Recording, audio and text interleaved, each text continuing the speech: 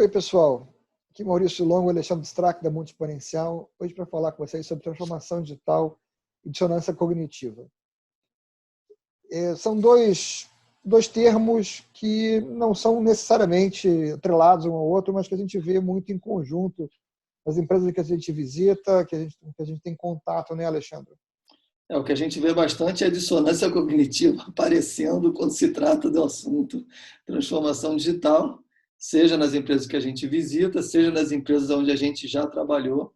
E essa questão, ou seja, da dissonância cognitiva, aparece na nossa vida em vários outros momentos, em várias outras situações, que não só, como você citou bem, a transformação digital, mas quando se trata desse momento de transformação dos negócios, a questão da dissonância cognitiva pode representar um problema muito sério, porque a tentativa de negação de uma das possibilidades e o viés de confirmação, digamos, do status quo é um problema que pode levar a sua empresa numa situação bastante desagradável. Se você ainda não assinou o canal, clique aqui embaixo para assinar e marque o sininho para ser notificado quando saem novos vídeos. Se você está escutando o podcast e ainda não fez a sua assinatura, procure na sua plataforma de preferência para que você seja avisado quando forem lançados novos episódios. Se você gostar do que você vir e ouvir aqui, deixe o seu like, que o feedback é interessante para nós. É muito comum a gente ver as empresas utilizando um discurso comercial que aponta para seus clientes como eles vão ser afetados pelas transformações que estão acontecendo no mundo à sua volta, né? Que eles precisam se transformar, que eles precisam abraçar uma transformação digital como um argumento de venda de produtos e serviços, vamos dizer assim. Mas a gente não vê esse mesmo discurso sendo praticado dentro das empresas, né? Acho que antes de a gente continuar, seria bom definir a dissonância cognitiva e o viés de confirmação para que as pessoas entendam, ou talvez nem todos saibam do que a gente está falando e pelo menos a gente contextualiza. Então, a dissonância cognitiva é quando você tem duas crenças que são contraditórias, né? São antagônicas. E aí você cria um conflito interno porque você não tem como continuar acreditando naquelas duas coisas que se contradizem. E aí a tendência é de minimizar uma dessas coisas, né, e enfatizar a outra para quebrar o conflito. E aí a tendência, muito na linha do que o Alexandre falou, que é o viés de confirmação, é de você preferir aquilo que está mais em linha com as suas crenças em geral, independente do que os fatos lhe apontem.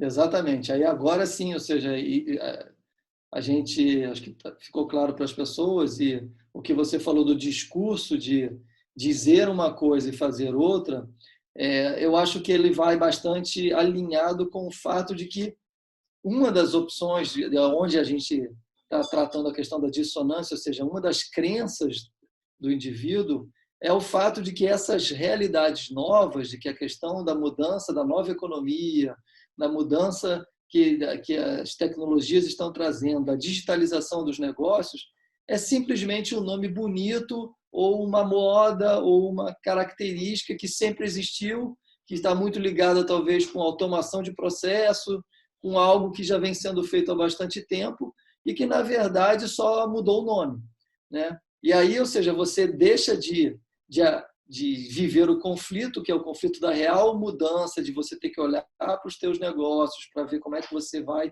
transformar a realidade do seu negócio para fazer ele diferente, usando talvez algumas tecnologias, digitalizando uma parte dele, e aí você simplesmente usa os nomes novos para a sua realidade antiga e você continua mantendo esse discurso para o lado de fora, como se você estivesse fazendo alguma coisa, mas, na verdade, você continua mantendo o seu status quo, fazendo da mesma forma, só que agora com uma nomenclatura atualizada, digamos assim, como se você fizesse um upgrade do seu jargão, mas continua com as mesmas práticas.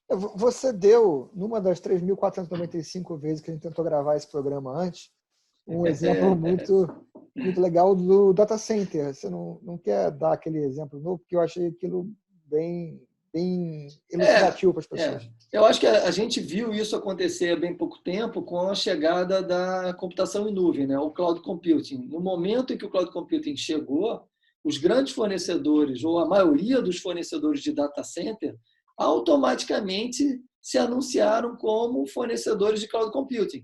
Ou seja, como se cloud computing fosse sinônimo de data center. Então, eles estavam desatualizados, porque estavam tentando vender data center e as pessoas não queriam mais comprar data center porque não queriam comprar nuvem, computação em nuvem. Então, eles mudaram, mas não mudaram. Mudaram o nome, mas continuaram com a mesma prática. E é óbvio que uma coisa não tem nada a ver com a outra. Ou seja, o conceito de cloud computing não tem absolutamente nada a ver com o conceito de data center. Só que, ou seja, na prática, comercialmente, era muito mais interessante você se vender agora como um fornecedor de cloud computing e não mais como um fornecedor de data center, dado que o mercado estava em busca do novo.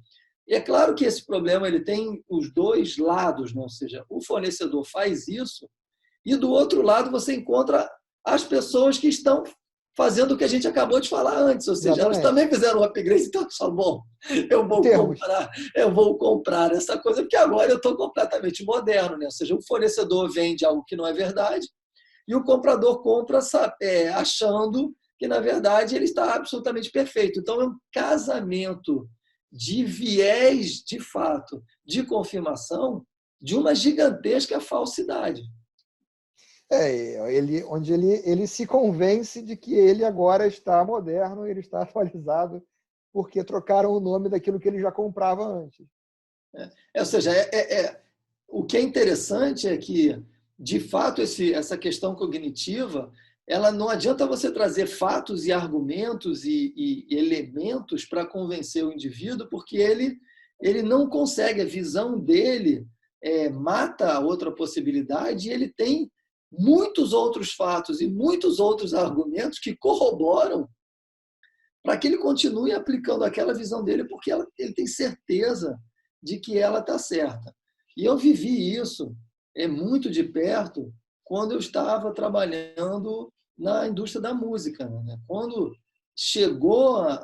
quando o Napster apareceu, quando a música começou a se espalhar digitalmente, ou seja, o viés era: isso daí é um simples modelo ou simples, digamos, novo formato, né? A gente já distribuiu música em vinil, já distribuiu em cassete, já colocamos em CD, já colocamos em DVD. Agora, esse é um novo meio de entregar a música, mas as práticas vão ser as mesmas. Eu acho que até antes disso veio uma outra negação, que não, isso é uma nova forma de pirataria só. Também. É uma nova forma de pirataria, porque, na verdade, no primeiro momento, eu acho que se tentou acreditar que, assim como na fita cassete, você podia colocar só aquela quantidade de músicas que você queria, porque você já controlar aquilo que você gravava na sua fita cassete, né? Obviamente, estou falando de fitas cassetes onde você não estava vendendo, não estava comprando um produto já pronto em fita cassete. E aí, claro, na música digital o fenômeno parecia absolutamente o mesmo, apesar de não ter nenhum tipo de relação, não ser absolutamente a mesma coisa, né?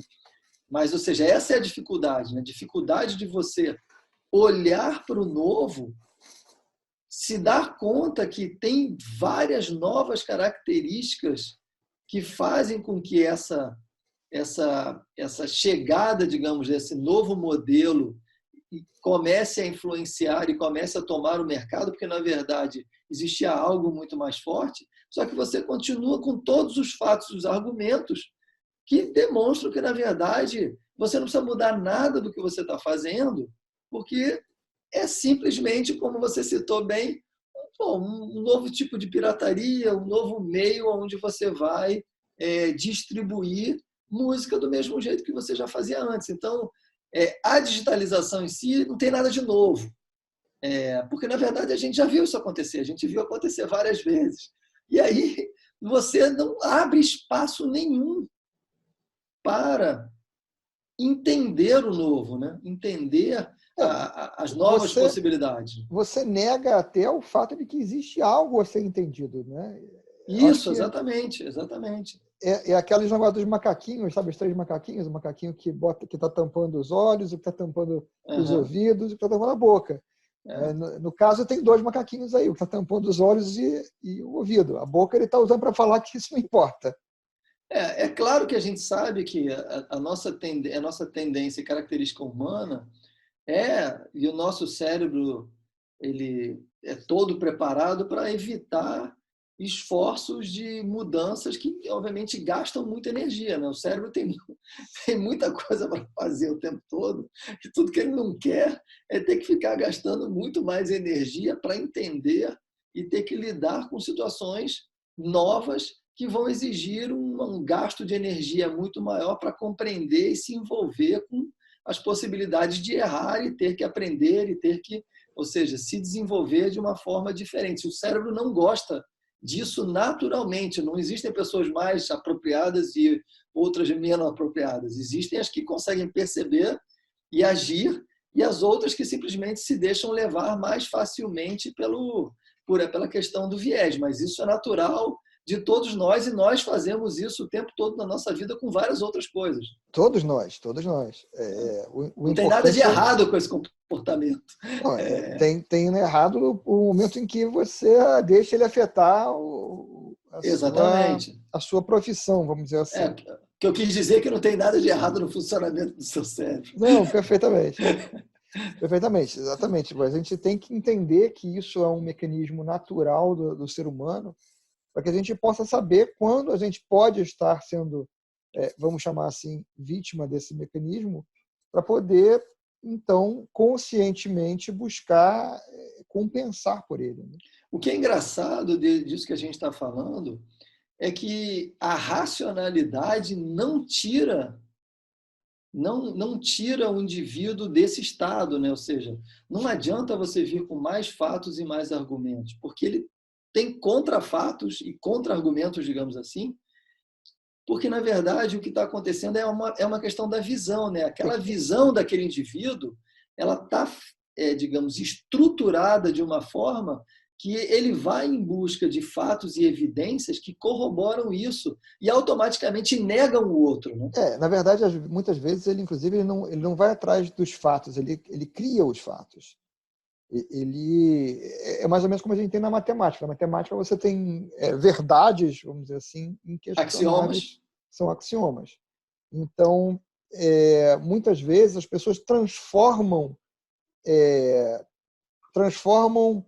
Teorias em axiomas. teorias em axiomas, ou seja, uma proposição que não está provada, ele considera que é verdade absoluta, e como aquilo é verdade absoluta, é incontestável. E aí, com base naquilo, ele consegue, então, provar para ele mesmo um monte de coisas diferentes, porque ele tem aquela base inquestionável. E como a gente aprende na matemática, quando eu parto de uma premissa errada, eu posso chegar em qualquer lugar. A gente sabe que existem, assim como você falou, exemplificou a questão da matemática, existem conceitos, coisas que são realmente muito complexas e que nos levam a cometer erros, digamos assim, né? Ou seja, exemplos matemáticos, a gente tem vários que a gente pode dar. A questão do infinito é uma questão muito complexa de ser bem entendida, né? Até porque todos os exemplos de infinito são finitos, né? Inclusive os mais tradicionais, como as promessas bíblicas, são absolutamente finitos de conjuntos até bastante pequenos, eu diria. Grão de areia da terra e estrelas do céu são conjuntos finitos de coisas absolutamente contáveis e bem pequenas, né? Mas isso na nossa cabeça nos leva a essa compreensão equivocada, que eu acho que é exatamente, eu acho que essa comparação ela é boa por causa disso, né? Porque na verdade é como se fosse uma trava, né? Algo que vira, como você falou, uma verdade absoluta e nos traz dificuldades, mas eu acho que o importante disso que a gente está conversando aqui é justamente fazer com que as pessoas percebam isso e tentem se colocar, digamos, diante de algumas situações de uma forma um pouco mais neutra, ou façam um esforço para que isso, para que você possa enxergar outras visões e, a partir disso, se permitir entender se faz sentido ou não. É claro que são coisas que a gente não domina facilmente, mas se a gente não fizer esse exercício, o risco para os negócios e para a continuidade, digamos, das empresas em alguns segmentos é muito alto. E não vai adiantar você trocar um indivíduo por outro indivíduo, porque aí, de novo, você pode cair num outro problema que não tem a ver com isso, mas tem a ver com a questão da cultura estabelecida na companhia. Às vezes você usou o exemplo dos macaquinhos que não ouve, não enxerga e não fala, mas tem os macaquinhos que repetem a questão do status quo, aquela experiência dos macaquinhos com a banana que levam um jato d'água. Então, se você tira um macaquinho que pensa desse jeito e bota outro macaquinho lá, o problema é que vão ter 4 macaquinhos que vão fazer esse novo pensar do mesmo jeito já dentro daquela realidade. Bom, eu acho que a gente cobriu aí a ideia do que a gente está querendo passar e talvez até com mais profundidade do que tínhamos a intenção de. Então, ficamos por aqui hoje, gente. A gente se vê no próximo programa. Valeu, pessoal. Até lá. Agora, aquela hora que eu me estiquei ali, eu peguei isso aqui, ó. Que tal você parar de gravar, porque você continua gravando? Não, eu só não porque eu quero usar isso aqui, ué. Entendi. Eu peguei isso aqui e eu tinha visto isso aqui ali e eu achei que tinha fita também. Então a gente estava falando da fita cassete, eu me estiquei para pegar porque eu achei que podia ter uma fita junto, entendeu? Entendi. E eu me dei conta de que grande parte das pessoas que podem estar assistindo talvez nunca tenham visto uma fita cassete. Sem sombra de dúvida. E talvez muitos não tenham visto Foi isso aqui. Um disquete de 3,5 polegadas. E 3,5 polegadas de 1,44 megabyte. Que era uma enormidade. Era uma enormidade. Eu quero cortar algumas partes dessas que a gente gravou que não deram certo para fazer um vídeo daquele de coisas que deram errado. Entendi. Esse pode ser um bom backstage depois de que você termina. Tipo... Eu estava querendo botar e pensando em botar no final do próprio programa. Vamos gravar logo outro programa? Vamos embora. Deixa eu fechar isso aqui.